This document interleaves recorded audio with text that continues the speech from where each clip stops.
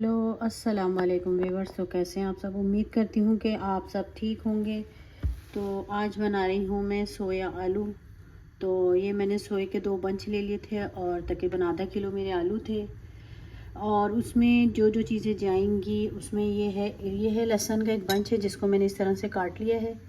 और ये आधा चम्मच हल्दी है और ये 5 हरी मिर्चें हैं और ये नमक है। पतीली हमारी जो है इधर गर्म हो चुकी है। इसमें डालूँगी मैं अब ऑयल।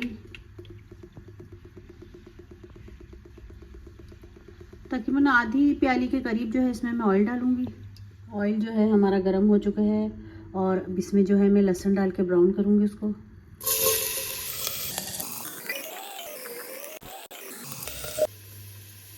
तो लहसुन जो है हमारा ब्राउन हो चुका है और अब इसमें डालूँगी मैं ये सोया आलू जिसको मैंने अच्छे से धो के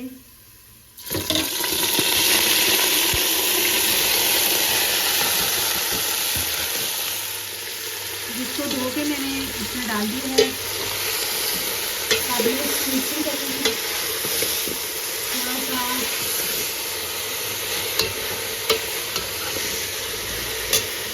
और अब इसमें डालूँगी मैं ये नमक, मिर्ची और हल्दी। अभी इसमें कुटी हुई मिर्ची भी जाएंगी।